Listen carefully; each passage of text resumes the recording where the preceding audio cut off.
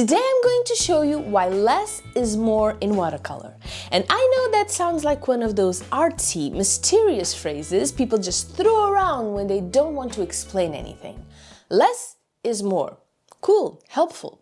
What does that even mean? Because if you're a beginner, your instinct is usually the opposite.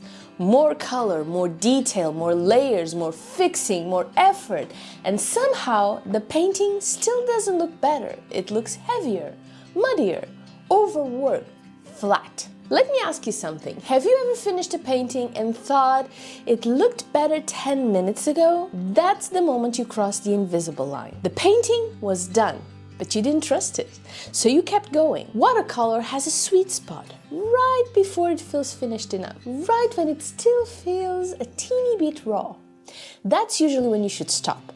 But beginners chase polish, and polish in watercolor can quickly turn into plastic. The magic is in the suggestion, not explanation. So what's going on? Why does adding more often make watercolor worse? And more importantly, what does less actually mean like in real life when you're just painting a simple leaf or a basic sky? Let's start with something tiny. Imagine you're painting a single blue circle. Nothing fancy, just a flat wash. You mix your blue.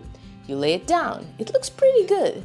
But there's a teeny streak on the left side, so you go back over it. Now the bottom feels lighter than the top, so you add a bit more pigment. Now the edge feels uneven, so you smooth it. By the time you're done, you have touched that circle 15 times, and it looks worse than it did at stroke number 4.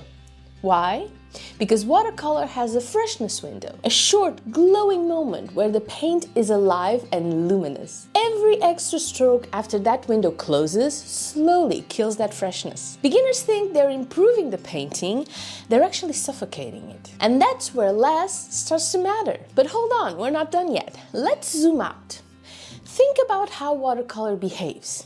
It's transparent. Light reflects off the white page underneath. That glow you love in other people's paintings, that's the paper shining through thin, confident layers. Now, imagine you keep layering and layering and layering because you want more depth. At some point, the paper stops shining through. The transparency dulls, the glow disappears. It's not that the layers are bad, it's that unnecessary layers are. And beginners almost always add one layer too many. And here's where knowing the basics of color mixing comes in handy. I won't lie, it felt a little bit intimidating to me at first too.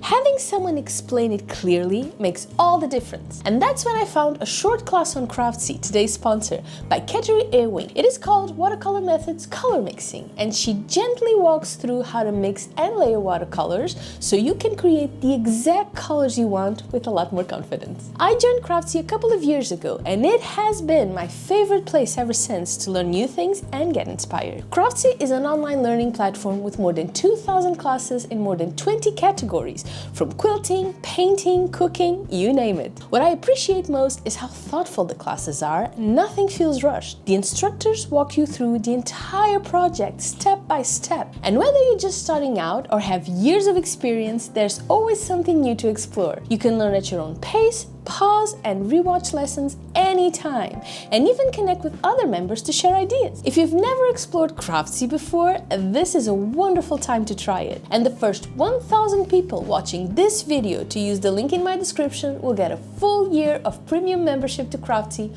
for only $1.49. This offer is valid for new members only and gives you unlimited access to thousands of inspiring classes all year long. So please check out the link in the description to get started. Now let's talk about color for a second. How many colors are on your palette when you paint something simple? Be honest. If you are painting a small landscape, do you pull out 6 colors, 7, 10? Beginners think more colors equal more realism. But what usually happens? They overmix. They accidentally neutralize hues, they create mud. Now imagine painting the same tiny landscape with just 3 colors, blue, yellow, red. You mix your greens from blue and yellow. You warm them with a touch of red when needed. Suddenly, the whole painting feels cohesive. Why? Because limited colors force harmony. Less choice, more unity. Plus, when you have too many options, you overthink. And when you overthink, you overwork. And when you overwork, watercolor punishes you. Let me show you something simple.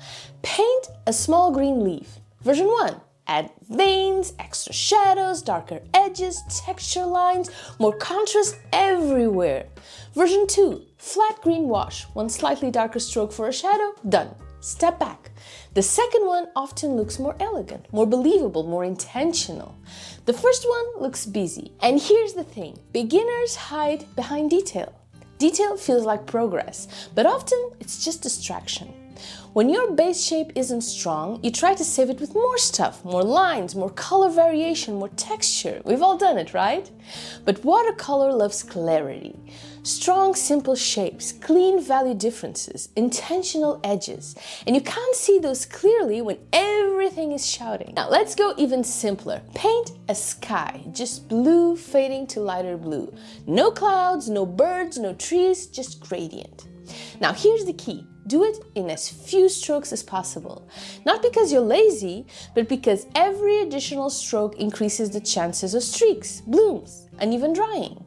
Less touching equals smoother wash. And this is where beginners get confused. They think skill means doing more. In watercolor, skill often means doing less, but doing it intentionally. When you paint every little detail, you remove mystery. And mystery is powerful. Less details invite imagination. More detail locks everything down.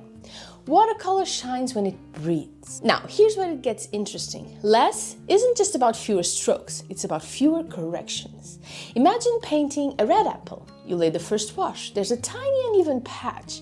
Instead of fixing it, you let it dry. Later, you add one more confident shadow stroke on one side, and suddenly that uneven patch doesn't matter. It reads as variation. But if you had kept adjusting that first wash, you would have flattened it. Sometimes the mistake you're trying to fix is actually character. Less fixing, more trusting. And here's something no one says clearly. Every time you touch wet paint, it changes its chemistry. You lift pigment, you redistribute water, you disturb setting particles. One extra stroke might not seem like much, but multiply that by 50 micro adjustments in a painting and you lose luminosity. Less interference preserves glow. Now, let's talk about contrast. Beginners often think they need to push darks everywhere, so they deepen every shadow, darken every corner, increase contrast across the board. The result? Heavy. Instead, try this. Pick one focal area, only one. That's where your strongest dark goes. Everywhere else stays softer. Suddenly, the painting feels intentional because not everything is competing. Less strong contrast in most places makes the one bold contrast more powerful. Less noise, more impact. And here's the psychological twist. When you first start watercolor, you feel like you need to prove something. Prove you can blend, prove you can shade, prove you can render. So you add more to show skill. But advanced artists often remove things. They simplify shapes, they soften edges, they leave white space. They know that restraint reads as confidence because it communicates clearly. Watercolor is not about saying everything, it's about saying just enough. And that's the heart of less is more. It's not laziness, it's clarity, it's discipline. It's knowing that each additional mark must earn its place. If it doesn't improve the painting significantly, it probably doesn't belong. Now here's the hardest part, stopping. You're painting a simple flower. Petals look soft, center is warm, it feels 90% there. But that last 10% feels tempting. So you add tiny lines, extra shadows, more contrast, and suddenly the delicacy just disappears. That final 10% often costs 40% of the freshness. The painting was stronger in its almost finished state. But you didn't trust it. Less requires trust. Trust in your initial strokes, trust in simplicity, trust that viewers don't need every little detail spelled out, and trust that watercolor works best when you collaborate with it, not control it. Let me know if you agree, and if you know of any other examples why less is more when you're painting with watercolors by dropping me a comment below, and I will see you very, very soon. Bye bye!